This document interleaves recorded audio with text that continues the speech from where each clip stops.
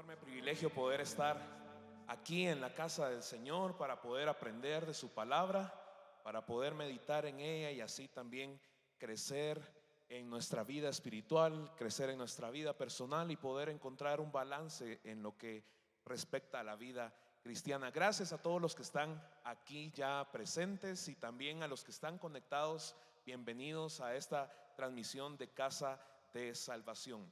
Esta noche tengo la oportunidad de continuar y concluir la serie expositiva que se dio inicio hace un par de jueves y la cual hemos titulado Virtudes Cristianas, y esta es la parte 3 y es con la que vamos a concluir también.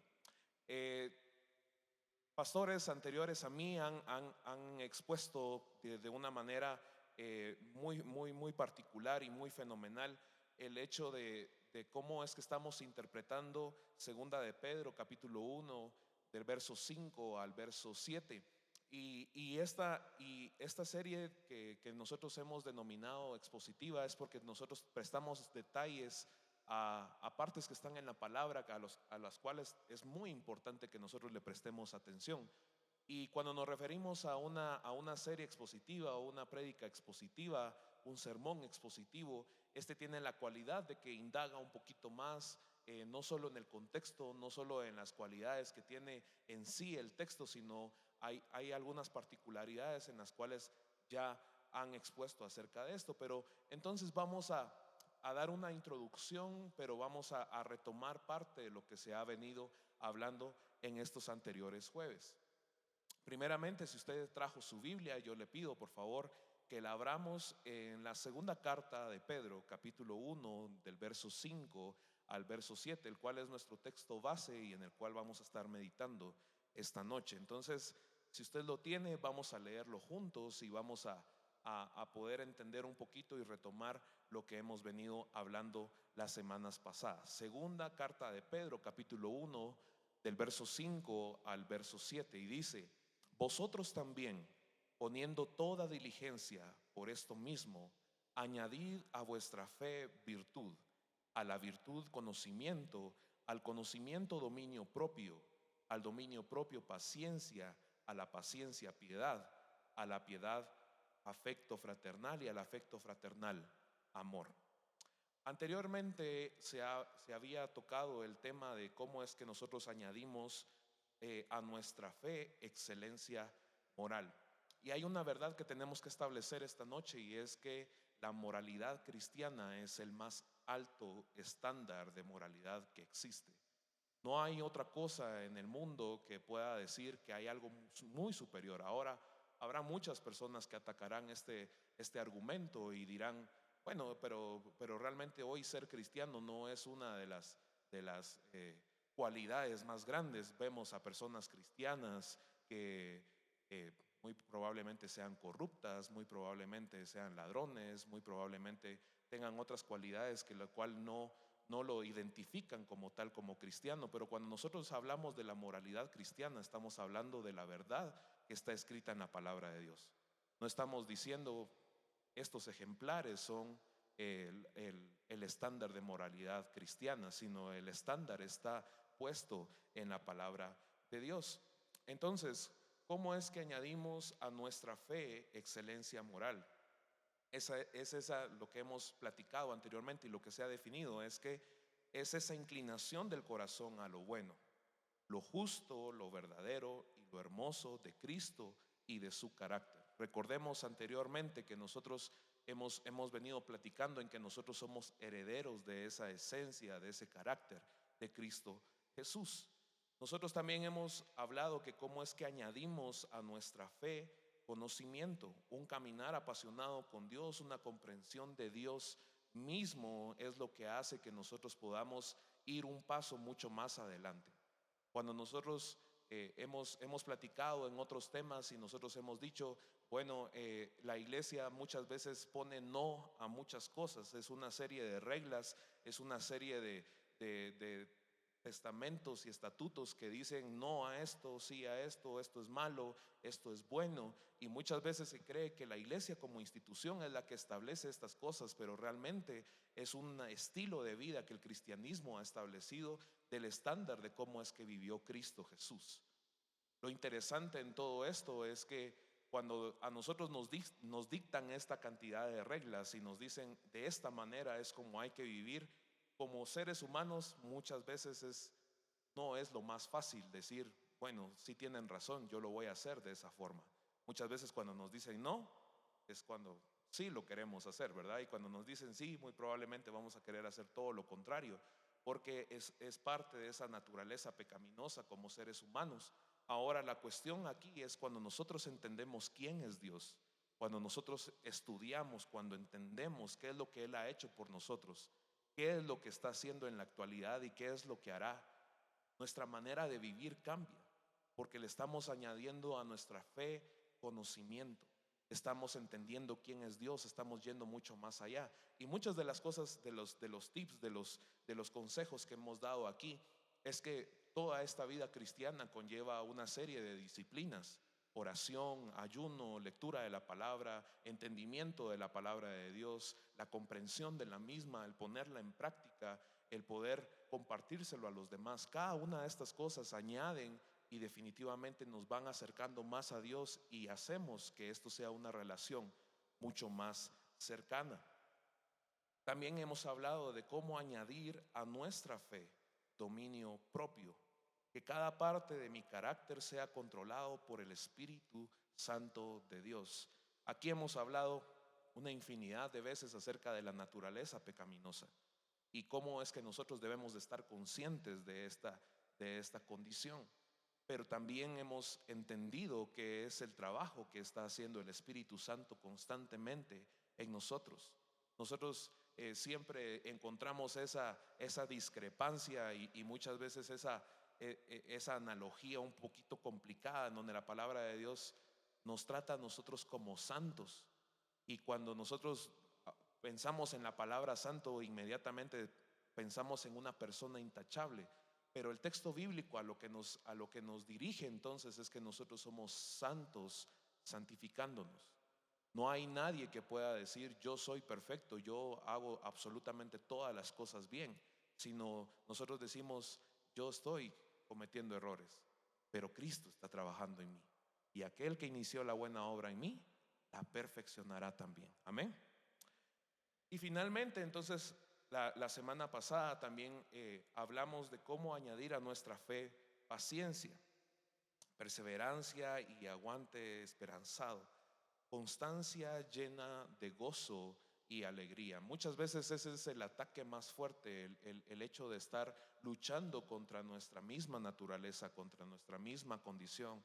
Nosotros hablamos de carácter, nosotros hablamos de personalidades, pero la palabra del Señor dice, ya no vivo yo, mas Cristo vive en mí. Entonces esto habla de una naturaleza transformadora. Esto habla de un carácter de Cristo que está en nosotros y que nos está perfeccionando hasta el día en que nosotros estemos delante de Él. Entonces, cada una de estas cosas a las cuales nos está retando el apóstol Pedro, es muy importante que les prestemos atención porque definitivamente son las características que definen a un cristiano. El carácter, perdón, el discurso que se está manejando hoy en día demerita por completo todo lo sacro, demerita todo lo que tenga que ver con una deidad y hay muchas formas de pensamiento, hay muchas cosmovisiones que tenemos y verdades relativas que andan rondando por ahí y diciendo, no creo que esto sea a lo que debemos apuntarle. No creemos que haya un Dios superior controlando todas las cosas. Hay otro grupo diciendo, sí, efectivamente hay un Dios, pero no es un Dios cercano, sino es un Dios que simplemente hizo una obra en algún momento y nos dejó abandonados, no tenemos una relación con Él. Y así tenemos distintos tipos de discursos que nos dicen, no, definitivamente el estándar y la moralidad cristiana no tiene nada que ver con cómo vivimos como seres humanos. Sin embargo, esta noche yo vengo a decirles, la verdad es la palabra de Dios. La verdad es en lo que nosotros creemos, es en lo que está fundamentado nuestra fe. Pero no tiene nada que ver y es en vano que nosotros digamos yo tengo fe si no estamos agregando a estas virtudes a nuestra forma de vivir. En algún momento en la historia el cristianismo siempre ha sido un estándar y debería de seguir siendo el estándar de moralidad en esta tierra que tanto lo necesitamos. Lamentablemente nosotros mismos nos hemos encargado de demeritar esto y al final no hacemos confiable esta situación. Sin embargo, en medida que la iglesia vaya siendo transformada, en medida de que nosotros permitamos que el Espíritu Santo nos santifique y demos testimonio de lo que Él está haciendo en nosotros, ahí es donde empezamos a ser luz y sal de esta tierra. Debemos señalar algo muy importante esta noche de nuevo, y es que todo el crecimiento en cada una de estas virtudes es favorecido por Dios por medio de su obra santa en nosotros. No crezco por causa de las disciplinas que yo tengo, orando, hablando espiritualmente, orando, leyendo la palabra, meditando en Él, sino que yo encuentro en sí el deleite en cada una de estas cosas que nosotros hacemos a fin de parecernos mucho más a Jesús. Si no nos disciplinamos, definitivamente nunca vamos a crecer. Es por eso que esto es a lo que nos reta la palabra de Dios esta noche. Hasta el momento, para crecer en estas virtudes, hemos hablado acerca del ayuno, la oración, hemos hablado acerca de asistir y congregarnos, hemos hablado de compañerismo cristiano, hemos hablado de lectura de libros piadosos, hemos hablado de apartarnos de malos ambientes, de malas compañías, cambiar nuestra queja y ponerlo como alabanza y gratitud. Ahora la pregunta para todos esta noche es, entonces, ¿lo estamos haciendo? ¿Nos estamos disciplinando en cada una de estas áreas y estamos intentando buscar ser el reflejo de Cristo Jesús a la humanidad? ¿O simplemente esto va a quedar como una enseñanza más? Y gracias a Dios tengo la oportunidad de poder concluir esta enseñanza, y yo sí les suplico todo mi corazón.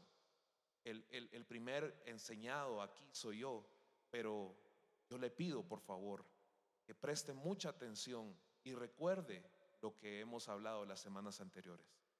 Esto no se trata simplemente por escuchar una enseñanza, por venir a escuchar términos un poquito alocados, hablando teológicamente, venir a escuchar una linda charla de una hora, sino esto se trata de poder formar nuestro carácter y de poder ir mucho más allá de lo que en lo que hemos avanzado. Y esta noche entonces vamos a hablar de las últimas dos virtudes de las cuales está hablando la segunda carta de Pedro en el capítulo 1, versos 5 al 7, y particularmente nos vamos a centrar en el verso número 7, el cual dice: a la paciencia, piedad; a la piedad, afecto fraternal; y al afecto fraternal, amor. Cuando nosotros escuchamos la palabra piedad, definitivamente dentro de nuestro vocabulario está, y mucho más en nuestro vocabulario cristiano. Esto es algo que nosotros practicamos y decimos constantemente. Sin embargo, aquí tenemos que detenernos un momento, porque no es la piedad de la cual nosotros hablamos comúnmente a la cual se está refiriendo el apóstol Pedro en esta carta. Y es donde vamos a iniciar nuestro estudio. Yo quiero que pongamos la presentación, por favor.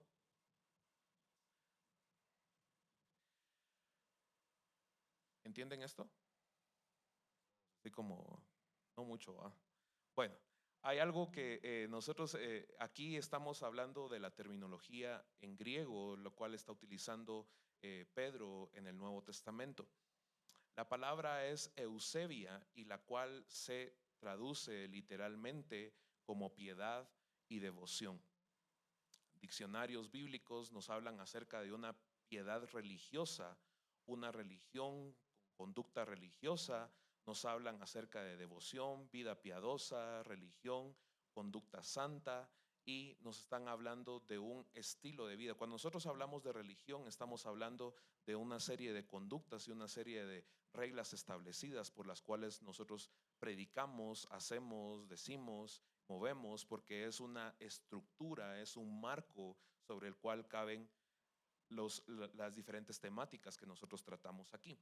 Entonces, ya una vez quitando, no estamos hablando de piedad de ay, yo tengo misericordia por esta persona, ay, me da lástima, yo quiero ayudarlo. No es de esa piedad de la que estamos hablando. Estamos hablando en un sentido religioso y estamos hablando en un sentido que tiene que ver con nuestra devoción hacia Dios.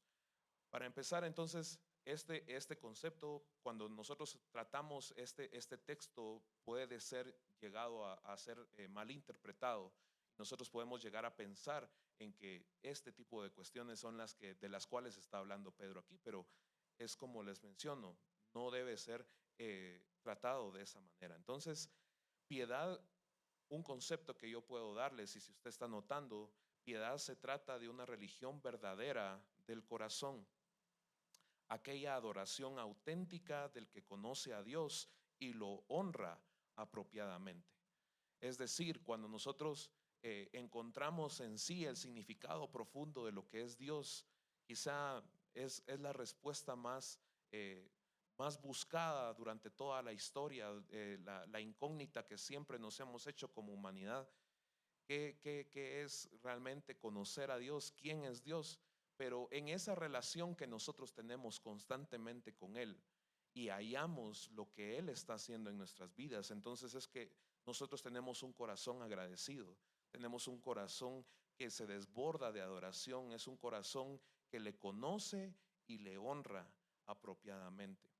Pero sin duda no hay una expresión en la Biblia que defina más el término de piedad que no sea el temor a Dios. Últimamente el temor a Dios no es un tema el cual sea tan famoso desde los púlpitos, no es un tema que constantemente estamos hablando, pero el temor a Dios no es más que entender de que hay algo mucho más grande, que aun cuando somos hijos, entender que hay algo más grande que mis papás, hay algo más grande que el gobierno, hay algo mucho más grande que esta tierra en sí. Y ese es Dios, el cual está observándome constantemente, está cuidando de mí, el cual tiene el perfecto cuidado de todas las cosas que a mí me respectan. Y entender que todas las cosas que yo hago, para bien o para mal, tienen que ver con Él. Mi vida tiene que ver con Él. La honra que yo estoy haciendo, la honra que yo estoy demostrando, tiene que ver con Dios y tiene que ver con el conocimiento que yo tengo de Él. El pastor George Lawson dice que el temor de Dios es cuando el hombre está dispuesto a caminar delante de Dios para complacerle en todo y apartarse de todo aquello que sea irritante y ofensivo a los ojos de su gloria. Esta explicación y esta definición es algo que abarca tantas cosas y nos lleva a algo mucho más grande y a algo superior a lo cual nosotros nos hemos conceptualizado y hemos entendido de lo que hemos estado haciendo. Yo recuerdo muy bien que en algún momento mis papás siempre me educaron respecto al temor de Dios y me decían cada vez que había alguna situación en la cual yo fallaba, en la cual yo cometía algún error, en la cual yo decía, bueno, cometía simplemente un error, mis papás tenían que llamarme la atención y yo recuerdo que ellos siempre decían, debes tener temor a Dios, porque no nos estás ofendiendo a nosotros, estás ofendiendo a Dios. Pero en ese momento, como niño, yo siempre traducía temor a Dios como un miedo, como decir, en cualquier momento me va a mandar un rayo y aquí voy a quedar fulminado, y es un Dios que al hacer un chasquido en los dedos me va a eliminar automáticamente. Y máxime si en ese momento nosotros estamos leyendo el Antiguo Testamento y vemos cómo Dios se comporta en el Antiguo Testamento, nosotros decimos, la ira de Dios nos va a acabar. Pero el temor a Dios no se trata de eso. El temor a Dios se trata de una honra mucho más profunda.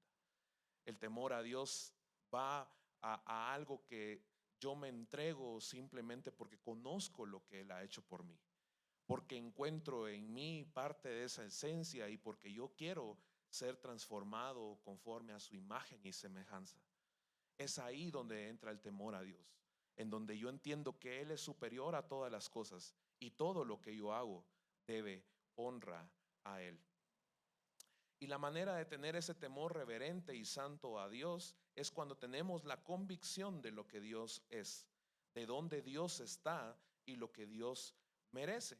Entonces, esta noche vamos a hacernos algunas preguntas, porque muchas veces estamos leyendo el texto bíblico y estamos tratando de interpretar las verdades bíblicas, pero no hacemos las preguntas correctas.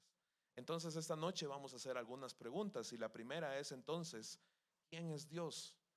¿Por qué debo temor a Él? ¿Por qué debo honrarlo? ¿Por qué debo alabarlo? ¿Por qué debo desbordar de adoración a Él? Y definitivamente podemos decir que Dios es grande, Dios es perfecto, Dios es puro, Dios es justo, Dios es santo, Dios es amoroso, misericordioso, no tiene comparación y así pudiéramos seguir con un listado extenso de las cualidades y las características de Dios y lo cual es cierto. Pero algo que nosotros debemos entender y debe estar como estándar dentro de nuestra verdad bíblica y es que Él no depende de nada ni de nadie. Dios es soberano. No es una más, no es uno más de la multitud de dioses diciendo, bueno, yo soy uno más, yo tengo una característica más, yo tengo aquí algo que tal vez le pueda traer más a un grupo, le pueda traer más al otro. No se trata de eso. Se trata del único Dios todopoderoso, omnipotente y soberano. Es Él el santo, Él es toda la creación, pero también debemos entender que Él es el creador. Él está por encima del tiempo, del espacio y de la historia. Es inmutable en su ser, perfecciones, propósitos y promesas. Él es el dueño de todo. Todo lo que existe tiene la firma de Dios y tiene el sello de su grandeza. Hemos leído tantas veces los salmos y maneras poéticas de describir cómo es que Dios es superior a todas las cosas, pero con el simple hecho, tenemos la gran bendición de vivir en Guatemala y de tener paisajes realmente hermosos. Y cuando nosotros desapasionadamente vamos y nos ponemos enfrente de un mirador, muy probablemente aquí a unos cuantos kilómetros encontramos algo tan majestuoso, encontramos volcanes, encontramos un lago, encontramos realmente vistas preciosas que nos cautivan. Pero cuando vamos un poquito más profundo, entendemos de que Dios es el que hizo todas las cosas, de que su naturaleza se ve reflejada ahí, de que cada una de las cosas que Él ha hecho, ahí muestra su esencia. Y es ahí donde definitivamente quedamos cautivados, quedamos enamorados de Él, quedamos asombrados de lo que Dios es. Pero es hasta que nos detenemos a ver lo que Él ha hecho. Él es el autor y dueño de todas las cosas. Él es omnipotente Salvador. Él es Dios sabio y bueno, el origen y la meta de las criaturas, el juez insobornable que pondrá a cada cosa en su sitio. Cada vez que empezamos a estudiar cada una de estas cualidades de Dios, es imposible que nosotros no quedemos admirados del poder de Dios. Éxodo capítulo 15 y verso 11 dice, ¿quién como tú, oh Jehová, entre los dioses? ¿Quién como tú, magnífico en santidad, terrible en maravillosas hazañas, hacedor de prodigios? El pensar en quién es Dios nos llena de un temor reverente, porque ¿acaso nosotros estamos a la altura de todo lo que Dios hace? ¿Acaso nosotros podemos pararnos y decir, yo me doy taco a taco con Dios y yo puedo hacer y deshacer? Y muchas veces empezamos a tomar esa actitud. Pero cuando vemos la verdad bíblica, entendemos que Dios es superior a todas estas cosas. Y es importante entonces que nosotros entendamos lo que es Dios. Yo les pido que por un par de segundos inclinen su rostro, porque muchas veces menospreciamos esta realidad de lo que es Dios. Señor, esta noche queremos pedirte perdón, porque muchas veces, Señor, hemos hecho a un lado todo esto y creemos que tú eres cualquier cosa, cuando en realidad tú eres el dueño, tú eres el creador, tú eres el todopoderoso, tú eres más alto que cualquier cosa que nosotros podamos ver. Permítenos, Señor, entender quién eres tú y que nosotros podamos reflejar también eso en nuestra vida, Padre Celestial. Señor, perdónanos. Queremos arrepentirnos, Padre Celestial. Queremos, Señor, entender quién eres tú, alabarte y adorarte con todo nuestro corazón. Amén. Otra pregunta que tenemos que hacernos entonces es, ¿en dónde está Dios? Porque sí, efectivamente, hay muchas corrientes de pensamiento que dicen, efectivamente, hay un Dios superior, pero no es un Dios el cual trata con nosotros. Sin embargo, nosotros creemos en un Dios personal. Nosotros creemos en un Dios que tiene cuidado con su creación y tenemos la concepción de un Dios el cual nosotros podemos llamarlo Padre. Nosotros somos sus hijos, somos la corona de su creación. Sin embargo, cuando preguntamos en dónde está Dios, esta pregunta nos puede llegar a ser incluso existencial para muchos, pero su presencia está en todo lugar. Él es omnipresente, pero no hay una manera más hermosa de definir en dónde está Dios que como lo hace el salmista en Salmos capítulo 139, del verso 1 al 12. Va a aparecer en pantallas y le suplico que pueda seguir esta lectura conmigo. Y dice, oh Jehová, tú me has examinado y conocido. Tú has conocido mi sentarme y mi levantarme.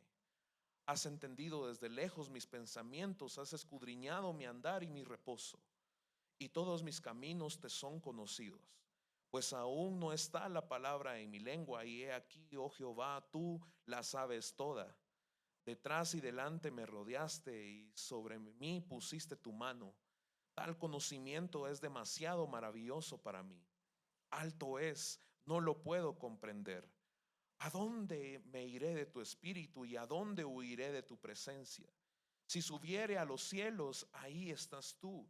Y en el Seol hiciere mi estrado, he aquí, ahí tú estás. Si tomare las alas del alba y habitar en el extremo del mar, aún ahí me guiará tu mano y me asirá tu diestra. Si dijeres ciertamente las tinieblas me encubrirán, aún la noche resplandecerá alrededor de mí, aún las tinieblas no me cubren de ti. Y la noche resplandece como el día, lo mismo te son las tinieblas que la luz. Wow. Esto es realmente increíble.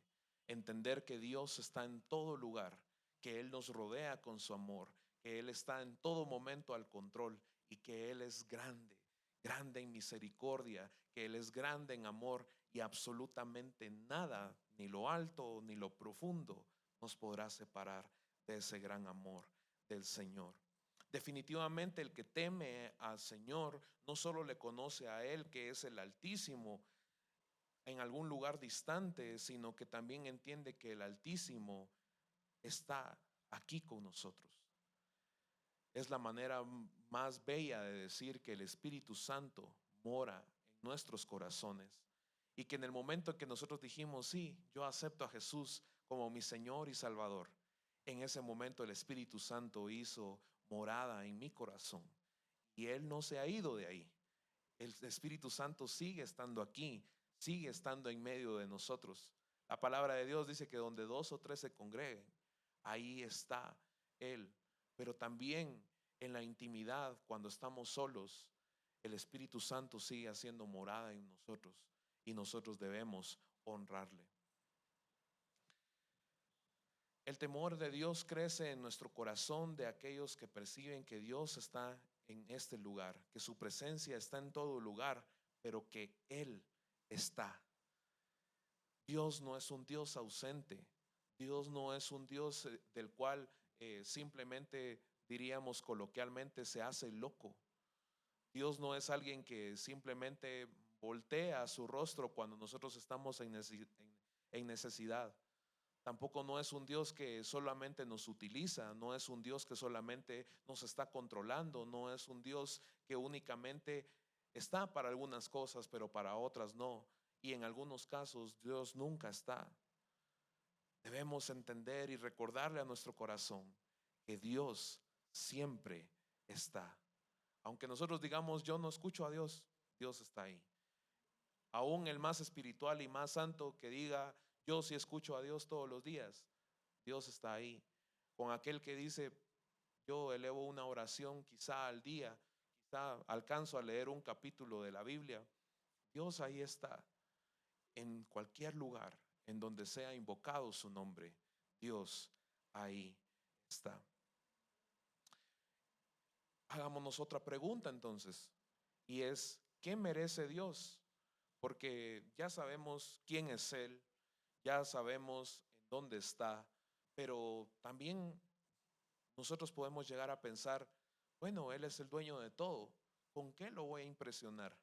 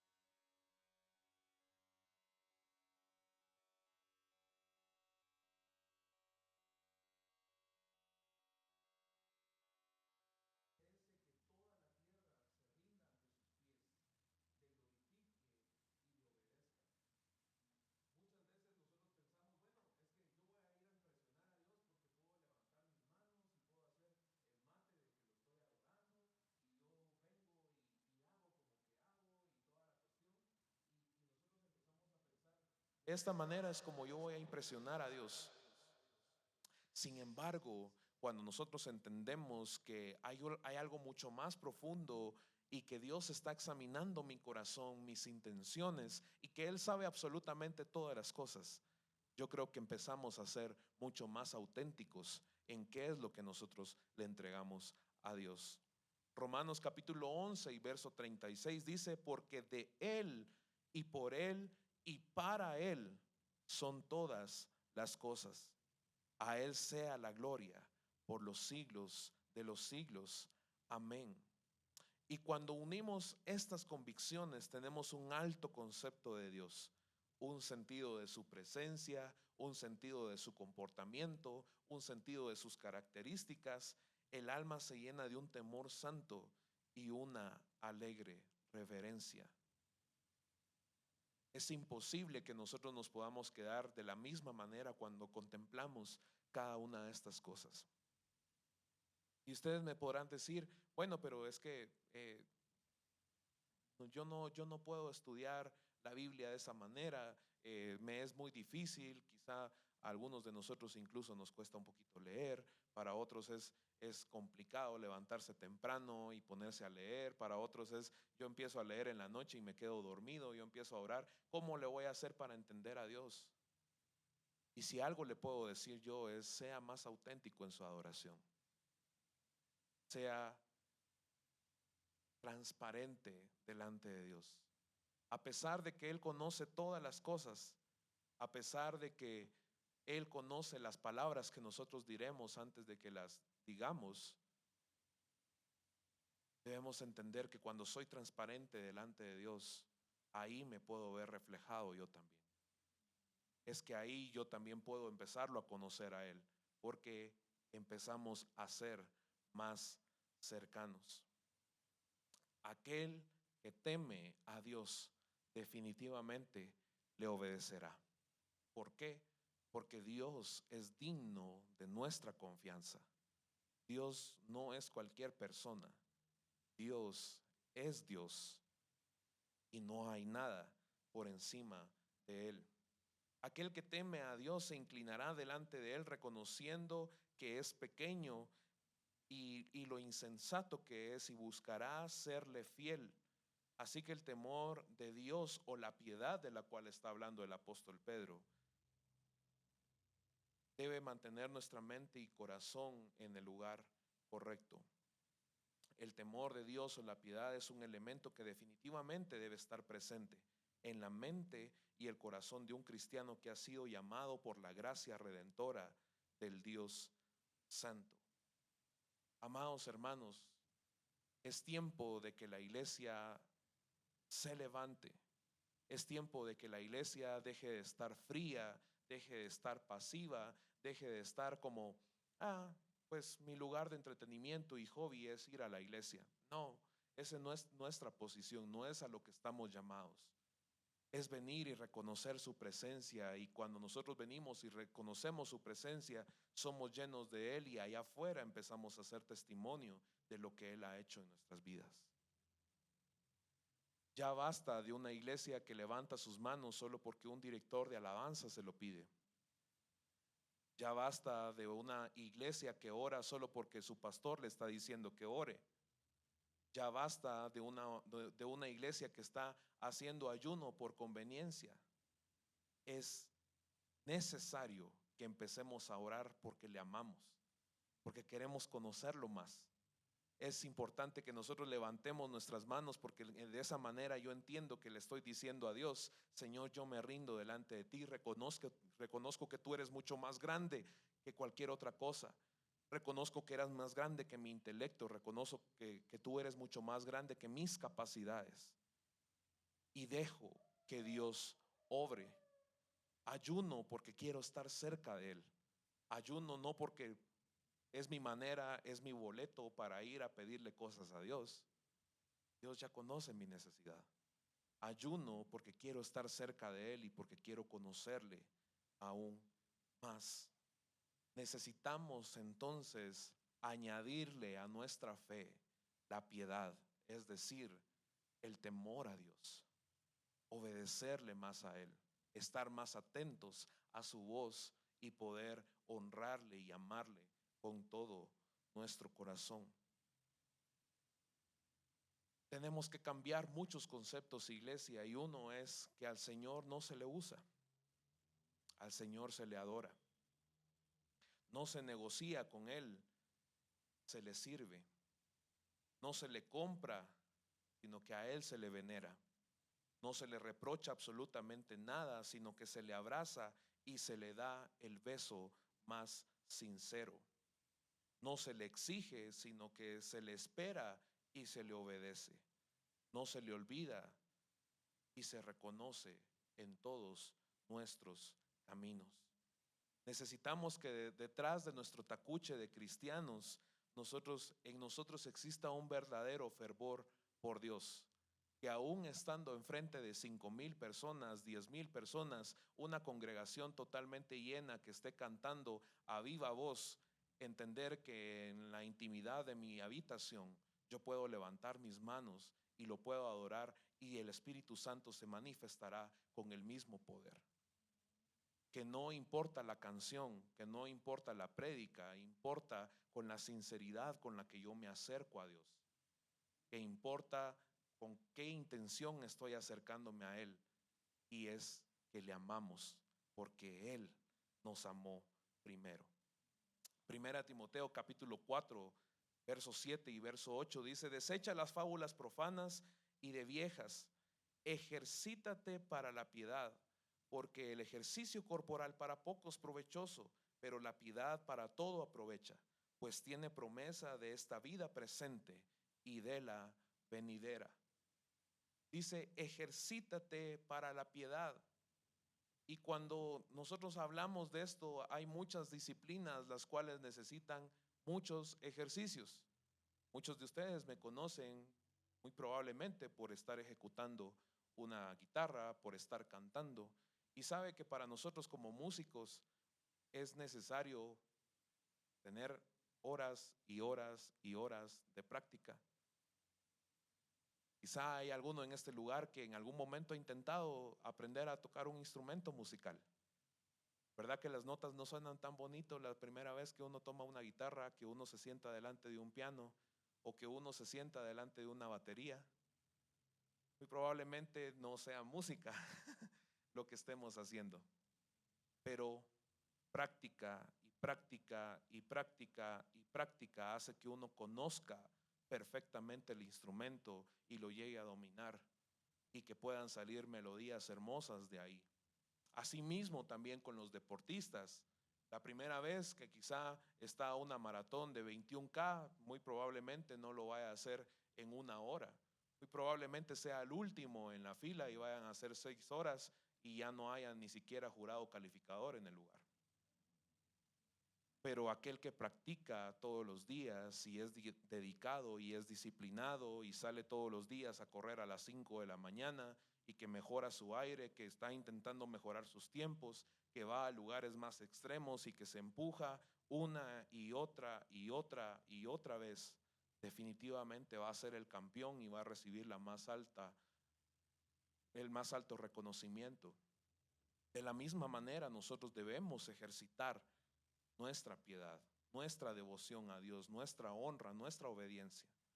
Como humanos no es fácil, yo lo sé. Yo sé que no es fácil estar cansado un día después de haber ido a trabajar, venir a recibir una enseñanza y que todavía me pidan que levante mis manos.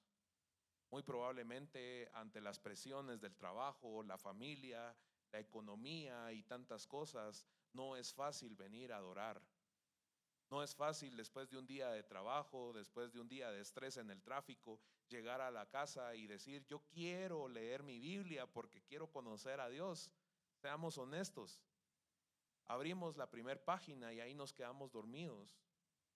No es fácil, pero en medida de que nosotros nos ejercitemos y hagamos de esto una disciplina, cada vez vamos a conocer mucho más a Dios. Pero ¿cómo? ¿Cómo nos ejercitamos en la piedad? ¿Cómo nos ejercitamos en esa obediencia a Dios? ¿Cómo le puedo añadir a mi fe piedad? Ya hemos visto disciplinas fundamentales. Ya hemos hablado acerca de la meditación de la palabra, ya hemos hablado de la oración, ya hemos hablado del ayuno y un sinfín que están más en la lista. Pero hoy queremos mostrarles 4 disciplinas prácticas que nos pueden hacer crecer en la piedad. Y número 1 es pedírsela a Dios. Definitivamente en nuestra capacidad esto será imposible, pero dice el Salmo capítulo 86 y verso 11: enséñame, oh Jehová, tu camino, caminaré yo en tu verdad. Afirma mi corazón para que tema tu nombre. Pidámosle a Dios que se revele a nuestras vidas todos los días, hermanos. Pidámosle a Dios que sea Él el que se muestre a nosotros y nosotros estemos atentos a cómo Él se está mostrando a nuestras vidas. Pidámosle a Dios que sea Él el que se revele a nosotros una y otra vez y así aumentemos nuestra piedad por Él. Pero ¿qué pasaría si modificamos nuestras peticiones y empezáramos a pedir temor a Dios?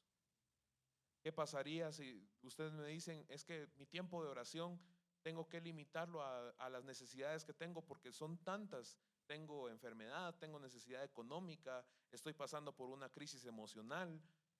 ¿Cómo le hago? O sea, ya no me queda tiempo para pedirle a Dios temor. ¿Cómo le hacemos? Pero cuando nosotros cambiamos eso, entendemos entonces que Dios está pendiente de mis necesidades y que no hay necesidad de que yo se las diga. Pero sí me es necesario a mí pedirle a Él que se muestre, se revele y que yo pueda ejercitar mi piedad. Que Él se muestre como el Dios grande, como el Todopoderoso, como el Omnipotente y que yo pueda rendirme delante de Él. El paso práctico número 2 dice permanecer en su presencia todos los días. Y es que la presencia de Dios no está en este lugar solo los sábados. La presencia de Dios no está en un lugar solo donde se pone música lenta y donde yo trato de entenderle.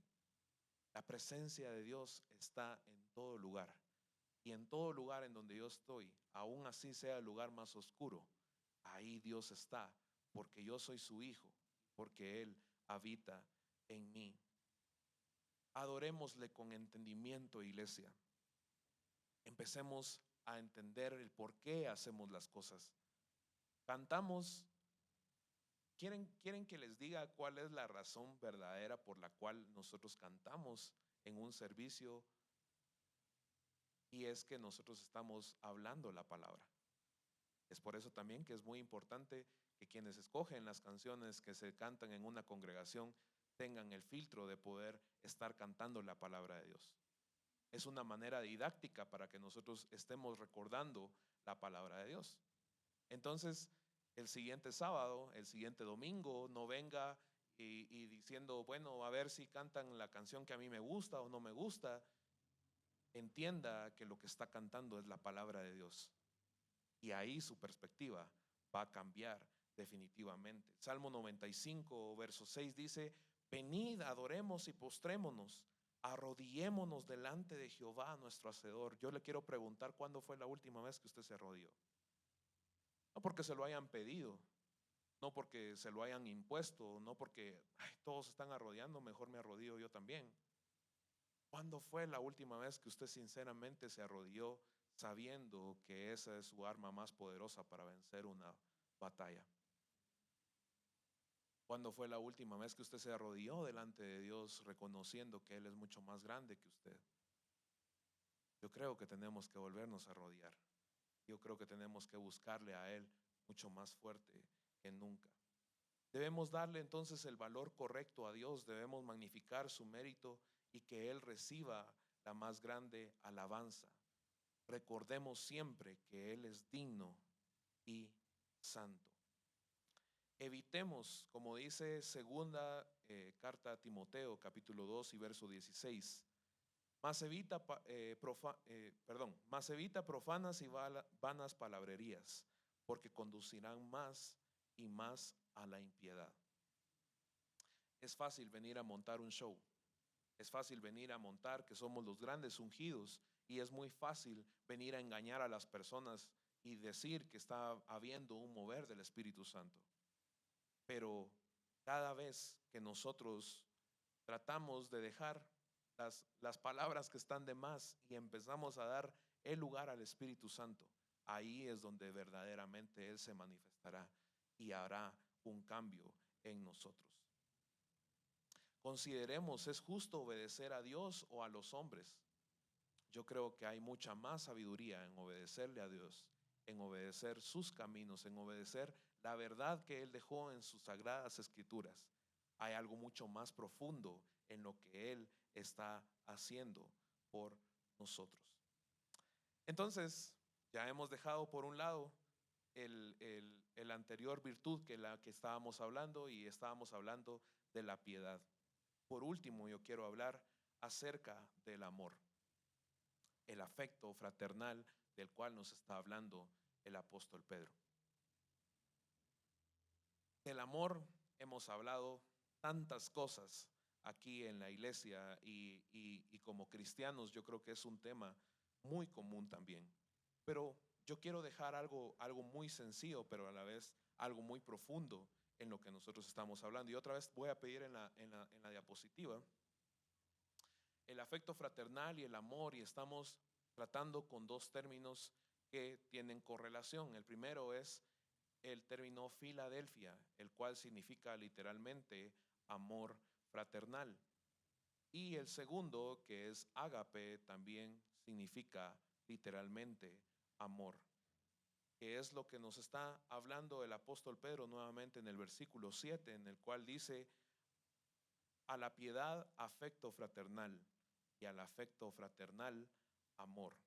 De esto se está tratando lo que está hablando el apóstol Pedro. Pero entonces, ¿qué está intentando decirnos? Y es que nosotros debemos entender que el amor nosotros lo vemos a través de Cristo Jesús. Juan 3:16 lo sabemos de memoria, pero debemos ir mucho más profundo en lo que esta verdad bíblica nos está diciendo. Y es que Él se entregó por amor a nosotros. No escatimó absolutamente nada. Dio a su Hijo unigénito para que todo aquel que en él crea no se pierda, mas tenga vida eterna. Romanos capítulo 8 y verso 39 dice: ni lo alto ni lo profundo, ni ninguna otra cosa creada nos podrá separar del amor de Dios, que es en Cristo Jesús, Señor nuestro. Efesios capítulo 1 dice: bendito sea el Dios y Padre de nuestro Señor Jesucristo, que nos bendijo con toda bendición espiritual en los lugares celestiales en Cristo, según nos escogió en él antes de la fundación del mundo, para que fuésemos santos y sin mancha delante de él, en amor, habiéndonos predestinado para ser adoptados hijos suyos por medio de Jesucristo, según el puro afecto de su voluntad, para alabanza de la gloria de su gracia, con la cual nos hizo aceptos en el amado, en quien tenemos redención por su sangre, el perdón de pecados, según las riquezas de su gracia. Cristo Jesús definitivamente es un caudal de amor, es algo tan grande que Dios ha derramado en nosotros, pero también es por medio de él que nosotros decimos que Dios nos ha amado a nosotros, que somos escogidos de él, que él nos ama así como ama a Cristo. Juan capítulo 17 y verso 23 dice: yo en ellos y tú en mí, para que sean perfectos en unidad, para que el mundo conozca que tú me enviaste y que los has amado a ellos como también a mí me has amado. Así que Cristo sirvió como ese caudal de amor para la humanidad. Y tenemos que entender que si nosotros queremos conceptualizar cuál es el verdadero amor, vayamos y veamos a Jesús. Veamos qué es lo que Él hizo por nosotros. Veamos su obra redentora. Veamos cómo es que Él nos justifica, cómo es que Él intercede delante del Padre por cada uno de nosotros, y que Él es nuestra esperanza de gloria. Entendamos que Cristo Jesús no escatimó absolutamente nada, sino que se entregó por amor a nosotros. Pero nosotros tenemos que entender que ese amor quedó ligado a nosotros, gracias a la regeneración que opera en nosotros a través del Espíritu Santo. Romanos capítulo 5 y verso 5 dice: y la esperanza no avergüenza, porque el amor de Dios ha sido derramado en nuestros corazones por el Espíritu Santo que nos fue dado. ¿Cuándo nos fue dado? En el momento en que nacimos de nuevo. En ese momento nosotros recibimos esa misma esencia del amor de Dios. Nadie puede experimentar el amor divino si primero no se ha regenerado, si primero no ha nacido de nuevo. La regeneración en el nuevo nacimiento es el punto de encuentro con el amor de nuestro Salvador. Pero entonces preguntémonos otra vez: ¿qué es el amor cristiano? ¿A qué nos referimos con ser amorosos cristianamente hablando? Y primero es que el amor cristiano es el deleite santo en Dios. ¿Por qué? Porque nosotros entendemos quién Él es y por lo tanto nosotros le amamos. Es la gracia implantada por un Dios en nuestro corazón para apreciar, desear y buscar a Dios por sí mismo. Esa esencia está luchando absolutamente todos los días en nosotros y está diciendo: busca a tu creador, busca a tu creador, busca a quien está cercano a ti, busca a quien está al pendiente de ti. Cuando escuchamos esa voz en nuestro interior, en nuestro espíritu, sabemos que nosotros tenemos ese amor de Dios implantado en nuestro corazón y que debemos buscarle a Él por lo que Él es. Hay que buscarle a Dios sinceramente y transparentemente. No tengamos miedo de buscarle a Dios. Y algunos se me quedan viendo con un rostro extraño, y créanme, hay personas que le tienen miedo a buscarle a Dios porque lo ven como alguien lejano, cuando Dios es totalmente diferente y es alguien tan cercano a nuestras vidas. No voy a leer todos los salmos que tenemos que nos demuestran el amor de Dios, pero podemos decir, como dice el salmista, el Salmo 63, verso 3: porque mejor es tu misericordia que la vida, mis labios te alabarán. Y así deberíamos de estar reconociendo el amor de Dios en absolutamente todo. Primariamente este es el amor cristiano, ese amor, esa caridad cristiana, es esa amistad con Dios, es ese deleite santo de su compañía, una amistad deleitosa cuyo fruto es la obediencia, sabiendo que Él tiene el control de todas las cosas, que Él está pendiente de mí, que Él me ama tanto y por tanto yo le obedezco, porque sé que Él es digno de mi confianza. Pero en segundo lugar, y con esto voy a terminar, el amor por Dios también incluye entonces el amor al prójimo. Nadie de nosotros puede decir que ama a Dios si no ama a su prójimo. Primera de Juan, capítulo 4, verso 19 y 20 dice: nosotros le amamos a Él porque Él nos amó primero. Si alguno dice yo amo a Dios y aborrece a su hermano, es mentiroso, porque el que no ama a su hermano a quien ha visto, ¿cómo puede amar a Dios a quien no lo ha visto? Y es ahí la prueba de fuego. Es ahí donde nosotros somos probados, porque nosotros podemos decir yo levanto mis manos, yo adoro al Señor, pero tengo algo en contra de mi hermano. En el momento que tengo la oportunidad para ayudar, en que tengo la oportunidad para sacar a alguien adelante, lo que hago es hundirlo más. Pero el domingo vengo y levanto mis manos diciendo yo amo a Dios. Durante la semana tenemos la oportunidad de bendecir a alguien, tenemos la oportunidad de reflejar el amor de Cristo a alguien y nos hacemos los locos. Pero el domingo aquí estamos bien entacuchaditos, bien vestidos, con las mejores galas que podemos traer a la iglesia, levantando nuestras manos. Y no estoy diciendo que eso sea mal, simplemente es que nuestro mensaje debe ser coherente, que nuestro mensaje debe ir de la mano. Entonces, amada iglesia, hemos visto que el afecto fraternal y el amor son palabras que expresan lo mismo: caridad cristiana. Hemos visto que ese amor o caridad cristiana no proviene de nosotros mismos, sino de Dios, que nos amó primero. Y finalmente hemos visto que el amor cristiano es la corona y la perfección cristiana, porque es deleitarse en Dios y corresponderle en obediencia, amando a nuestro prójimo. Así que, amada iglesia, yo los reto a que el día de mañana, en cuanto tengamos la, la, la oportunidad de poder reflejar el amor de Cristo, lo hagamos. Y quizá mañana lo vamos a hacer porque nos recordamos, pero quizá el próximo lunes se nos va a ir la pila y nosotros digamos, se me fue. Recordemos que esto es una disciplina y que debemos estarlo practicando todos los días. Y una excelente oportunidad que tenemos es este fin de semana, porque podemos traer víveres a la casa del pan. No son alimentos para el pastor, no son alimentos para los líderes de esta iglesia.